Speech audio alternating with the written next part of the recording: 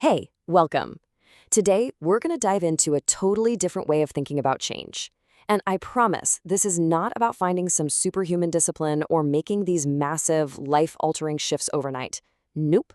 We're going to break down how the smallest, most invisible changes, we're talking atomic habits, can stack up to create some truly incredible results.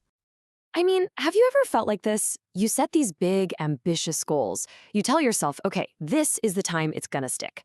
But then a few weeks, maybe even a few days later, you're right back where you started.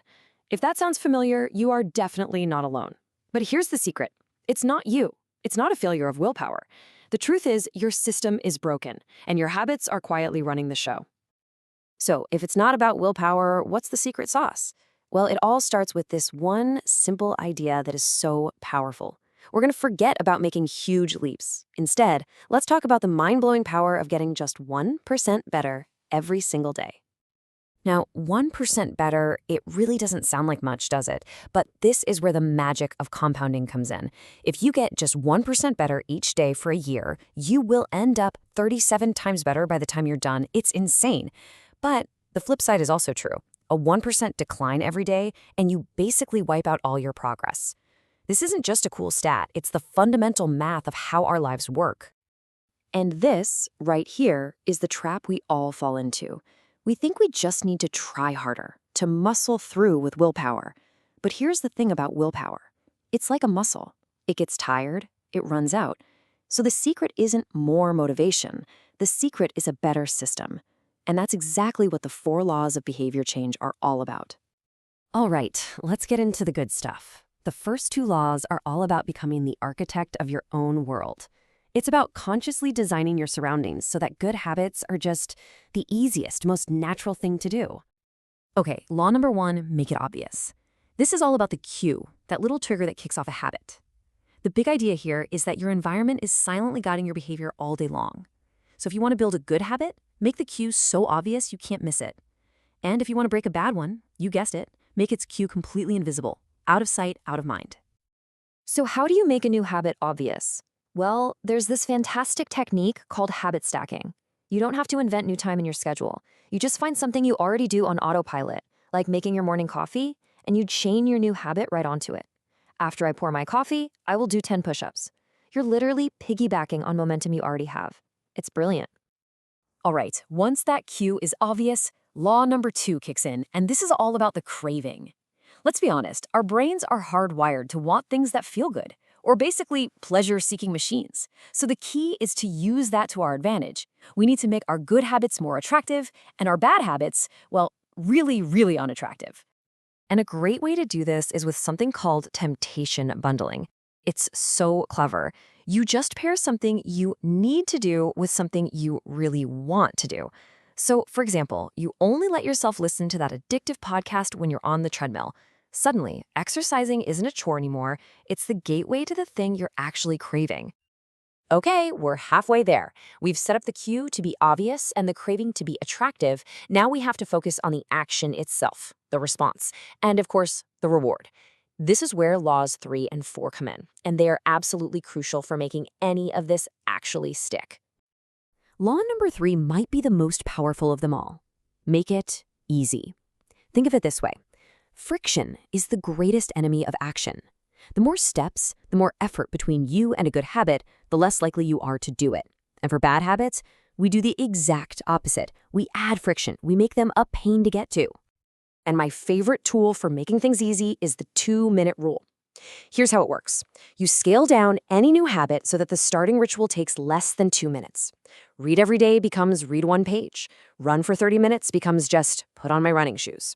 You see, the point isn't to get the result right away. The point is to master the art of just showing up. And that brings us to the grand finale, the law that closes the loop and hardwires the habit into your brain. Make it satisfying. Our brains love immediate gratification. If something feels good right now, we are way more likely to do it again.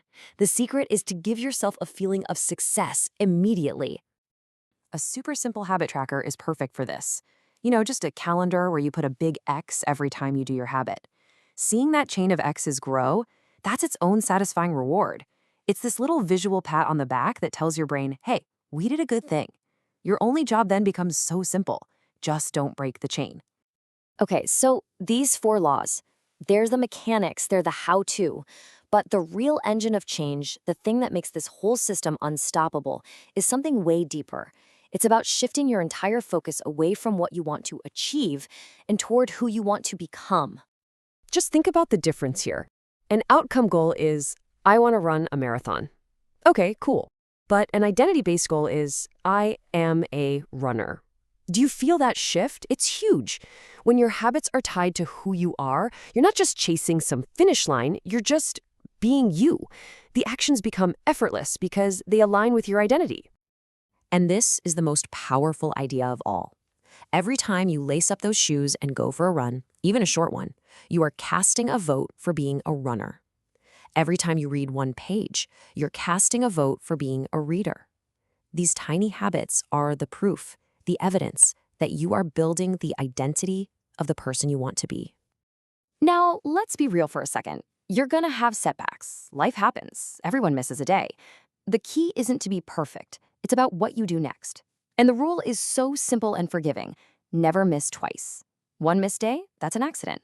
2 in a row, that's the start of a new bad habit. So just focus on getting back on track the very next day. That's it. So we've covered a lot, right? Compounding, the 4 laws, the power of identity. But all the theory in the world doesn't mean a thing until you actually start. So right now, let's figure out your very first atomic step. I want you to think of just one thing. Let's start with Law 1. Make it obvious. What is one tiny change you can make in your environment tonight to cue a good habit for tomorrow?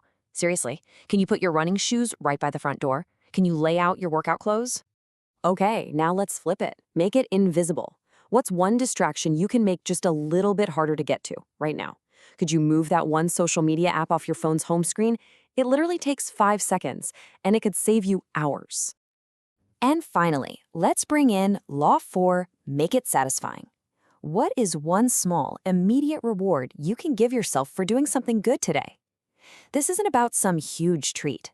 It's just about creating that tiny burst of success that tells your brain, hey, let's do that again. Just remember this. Remarkable results don't come from massive, heroic efforts that you do once. They are the product of tiny, consistent actions compounding day after day. You have the framework. You have the power to literally design your life. So the question isn't just how do I get results? The real question is, who do I want to become? Because you start building that person right now, one tiny habit at a time.